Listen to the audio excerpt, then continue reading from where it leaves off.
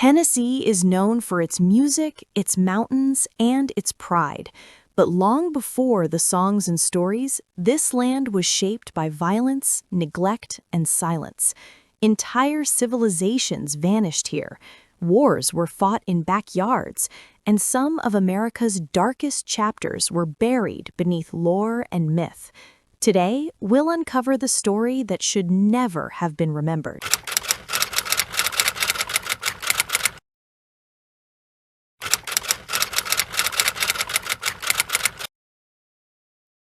Tennessee is often remembered for its music, its mountains, and its sense of tradition. A land of country songs, whiskey barrels, and slow southern charm.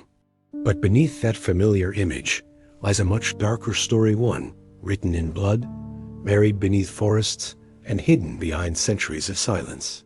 Because Tennessee wasn't born peacefully. It was taken, fought over, and shaped by violence most history books barely mention. From ancient civilizations that vanished without explanation, to frontier wars, secret massacres, forbidden rituals, and towns that seem cursed by their own past, Tennessee holds secrets that refuse to stay buried, telling the comfortable version of history. We're uncovering what was erased, what was hidden, and what still lingers in the shadows of the Appalachian Mountains. This is Tennessee, as you've never seen it before. Tennessee's greatest secret isn't just what happened here. It's how completely those events were buried. Entire cultures vanished. Brutal wars were simply renamed settlements. Massacres became nothing more than historical footnotes. And the land itself learned to stay quiet. The deeper you dig into Tennessee's real origins, the clearer it becomes. This state wasn't shaped by harmony. It was forged in fear, survival, and domination. And the consequences of that past are still with us today. In this documentary, we'll uncover who truly lived here long before European settlers arrived and what really happened to them. We'll explore the savage frontier wars that turned this beautiful landscape into a killing ground. We'll reveal the secrets hidden in its mountains, caves, and abandoned towns. This isn't folklore. This is the documented, unfiltered history of a land that remembers violence. Subscribe and hit the bell so you don't miss our premiere.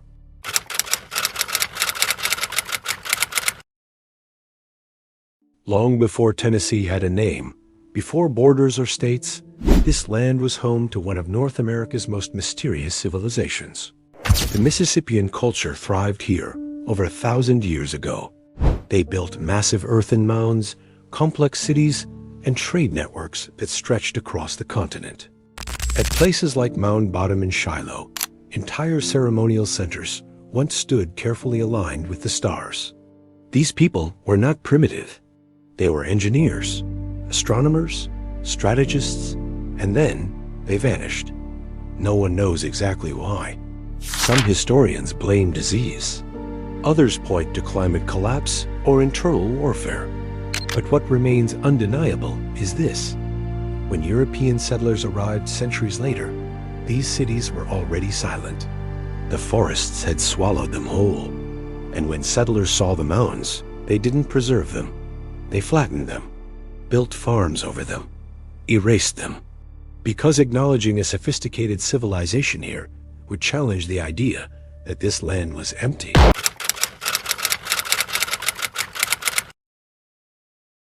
By the time Europeans arrived, Tennessee was home to the Cherokee Nation, one of the most advanced indigenous societies in North America. The Cherokee had written language, structured government, and permanent towns spread across eastern Tennessee. They farmed the land, governed themselves, and lived in balance with the mountains. But balance doesn't survive expansion. As settlers pushed west, Tennessee became a pressure point, an unavoidable obstacle in America's hunger for land. Treaties were signed, promises were made, and every single one was broken. Gold discoveries in nearby regions sealed the Cherokee's fate. What followed was forced removal, violence, and starvation, culminating in one of the darkest chapters in American history, the Trail of Tears. Thousands of Cherokee were rounded up at gunpoint, held in camps across Tennessee, and marched west. Families died along frozen roads. Children collapsed from hunger. Bodies were left unburied, and the land watched. Today, highways run over those same paths. Towns thrive where camps once stood. But the silence remains heavy. Locals still tell stories of unexplained lights in the hills, of footsteps where no one stands, of a sense that the mountains are watching back.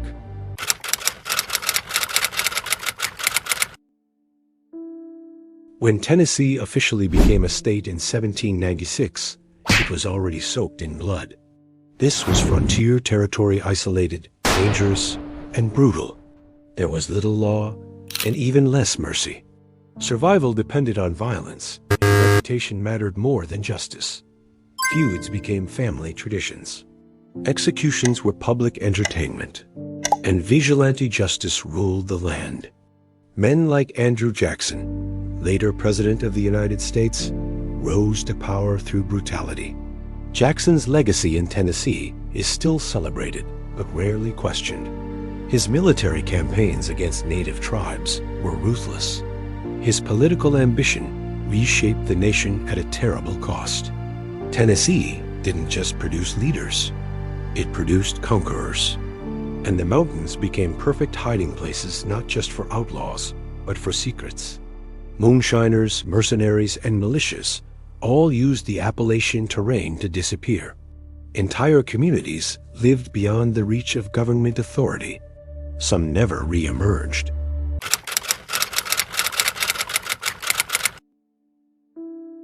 When the American Civil War erupted in 1861, Tennessee did not simply choose a side.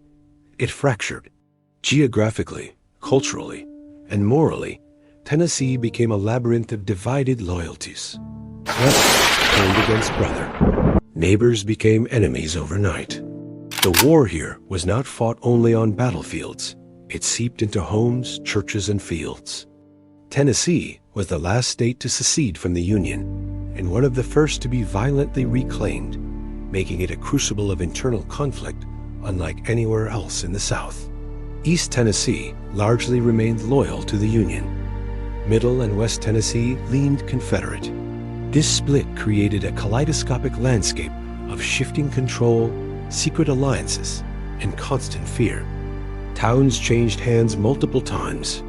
Flags were burned, replaced, burned again. Trust dissolved. Guerrilla warfare flourished in the shadows. Bands of irregular fighters roamed the countryside, executing suspected sympathizers, hanging men without trial, and burning farms as punishment. These were not organized armies. They were neighbors with rifles, driven by revenge. One of the darkest episodes unfolded in Shelby County, where suspected Union supporters were dragged from their homes and killed in the night. Their bodies were left as warnings. No records were kept. No justice followed. Tennessee saw more military engagements than any other Confederate state except Virginia.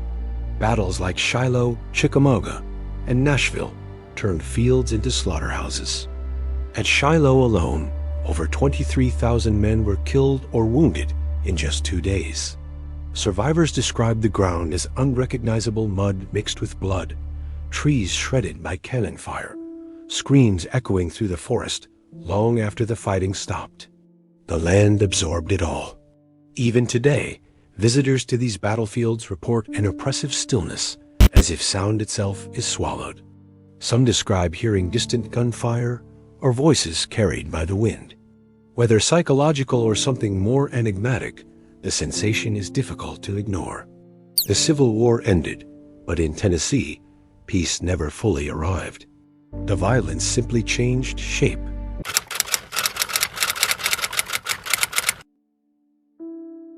After the war, Tennessee was the first Confederate state readmitted to the Union.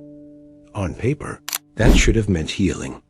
In reality, it marked the beginning of a quieter, more insidious war. Reconstruction stripped former Confederate elites of power and elevated newly freed black citizens briefly. That shift triggered rage. Secret organizations formed almost immediately, orchestrating terror campaigns designed to restore the old order. The Ku Klux Klan was born in Pulaski, Tennessee, in 1865. What began as a so-called fraternal organization quickly became a machine of intimidation and murder. Night riders in white robes burned homes, lynched men, and silenced entire communities. Their goal was simple: erase progress through fear. Tennessee became a testing ground. The tactics perfected here masked violence, anonymous terror, psychological warfare would later spread across the South like a contagion. Entire counties fell under Klan influence. Sheriffs looked the other way. Judges refused to prosecute. Victims disappeared into rivers, forests, and shallow graves. Official records are sparse. Many killings were never documented. Names were lost. Stories were buried. Silence became survival. And yet, this period is often glossed over, reimagined as a temporary disturbance rather than a sustained campaign of terror. But the social tapestry of Tennessee was permanently altered during these years. Threads of fear and distrust intricately woven into everyday life. The war for control was no longer loud. It was methodical.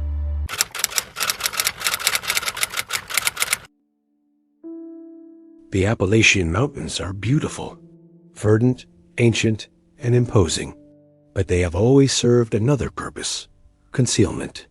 In Tennessee, the mountains have hidden people, crimes, and truths for centuries.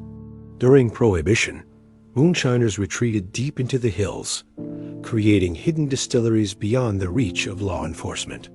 Gunfire echoed through hollows as rival families defended territory. Federal agents who ventured too far sometimes vanished, their fate unknown. But even before that, the mountains sheltered something older. Isolated communities developed their own rules, dialects, and customs cut off from the outside world. Some practiced traditions that predated Christianity. Others preserved oral histories of events never written down. Massacres, betrayals, entire settlements wiped out and deliberately forgotten. There are valleys where locals refuse to speak of the past, roads that abruptly end, cemeteries with unmarked stones stretching further back than records allow. Caves in Tennessee run for miles beneath the surface, forming an underground maze as complex as the history above it. Some were used as shelters during wars, others as storage. A few, according to legend, were places where people were taken and never returned. When hikers go missing in these regions, search efforts often stall. Terrain is blamed. Weather is blamed. But families are left with questions that echo unanswered. The mountains do not give back what they take.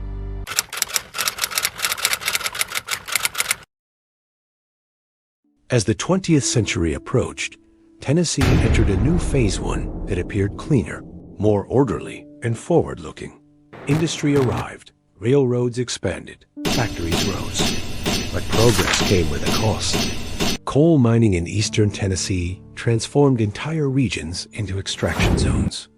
Workers descended daily into darkness, breathing dust that slowly destroyed their lungs. Accidents were common. Deaths were expected. Compensation was rare. Textile mills and factories exploited cheap labor, including children. Entire families were bound to company towns where wages were paid in scrip, usable only at company stores. Escape was nearly impossible. Once again, power concentrated at the top. The state benefited. Corporations prospered. The narrative shifted to growth and opportunity. Meanwhile, generations were quietly sacrificed to fuel the system. Environmental damage followed. Rivers were polluted. Forests stripped. The land endured another layer of abuse less visible than war, but just as permanent. And through it all, Tennessee maintained its image. Hospitable, musical, proud. The darker truths remained beneath the surface, intertwining with the soil, waiting. Before continuing, if this video is interesting and educational, I ask you to like it and subscribe to the channel. That would help me a lot to continue growing and continue uploading more educational content like this.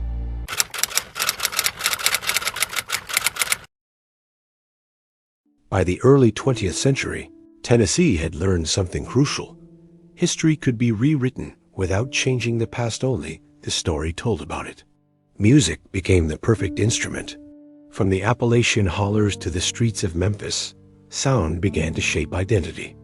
Folk songs, spirituals, blues, and later country music told stories of hardship, loss, and longing, but rarely named their true causes.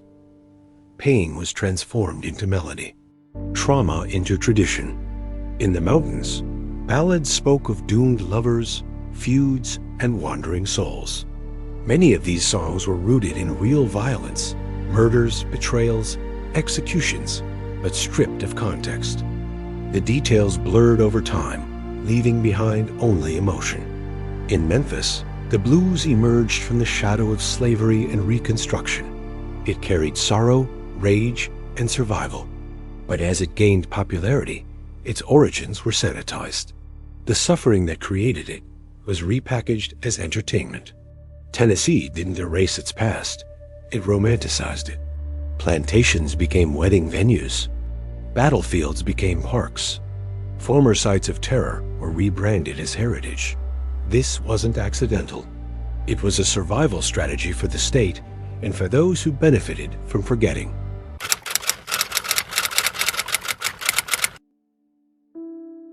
Memphis sits on the Mississippi River like a scar that never healed. Founded as a trading post, the city grew rich on cotton, slavery, and river commerce. After the Civil War, it became a pressure cooker of racial tension and economic exploitation. In 1866, Memphis exploded. White mobs, including police officers and firemen, rampaged through black neighborhoods, burning homes, schools, and churches. 46 black residents were killed. No one was held accountable. The massacre barely appears in textbooks. Memphis rebuilt itself, but the foundation was rotten. Through the 20th century, segregation hardened. Poverty concentrated. Corruption thrived. The river carried bodies, stories, and evidence away. In 1968, Memphis once again became the stage for national trauma. Martin Luther King Jr. was assassinated on the balcony of the Lorraine Motel. The official story closed quickly, but questions never stopped. Memphis has always been a city where power operates quietly, where violence arrives suddenly, and where truth often disappears into the current of the Mississippi.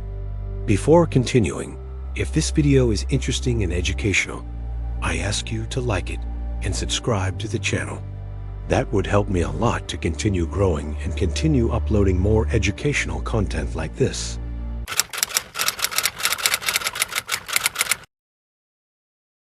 The Mississippi River is more than a border. It is a witness. For centuries, it carried enslaved people south, goods north, and bodies in every direction. During floods, it revealed what had been buried, coffins rising from cemeteries, bones resurfacing along the banks. Steamboats exploded. Ferries sank. Entire crews vanished. The river swallowed them without record. Locals say the Mississippi doesn't forget. It only waits. Strange lights have been reported along its surface at night. Voices heard during heavy fog. Boats drifting with no one aboard. Whether myth or memory, the river holds Tennessee's darkest reflections.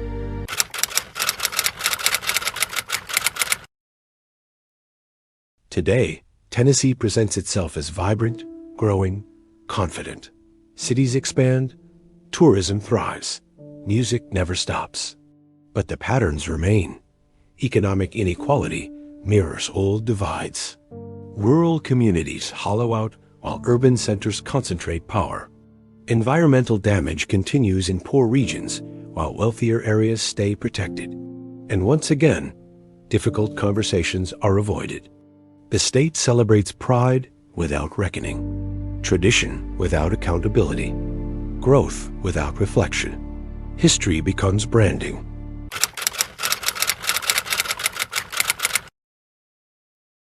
If you walk alone through the Smoky Mountains at dusk, there's a moment when the forest goes silent. No birds, no wind, just stillness. It's in that silence that Tennessee reveals itself. This land has absorbed centuries of suffering, ambition, and denial. It has been shaped by hands that took and voices that were silenced. And yet, it endures. Tennessee doesn't haunt with ghosts. It haunts with absence. The absence of names. The absence of markers. The absence of truth. But absence can speak.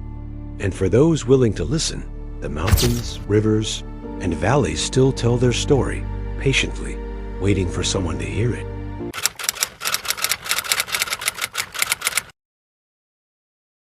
Tennessee doesn't scream its past. It whispers it. In the bend of a river, in an abandoned road, in a mountain town that feels older than it should. This is a land shaped by hands that wanted to control it and by voices that refused to vanish completely. The secrets are still there, not hidden, just waiting for someone willing to look past the surface. And now that you've seen this side of Tennessee, the question isn't whether its history is dark. If this documentary made you see Tennessee differently, if it challenged what you thought you knew, or if you believe there are more hidden histories that deserve to be uncovered, make sure to subscribe to the channel. This is where we explore the stories history books avoid, the uncomfortable truths, the forgotten chapters. And if you have thoughts, theories, or personal connections to Tennessee's past, leave a comment below. Your perspective might uncover a story that hasn't been told yet. History doesn't end when the video does. It continues through conversation.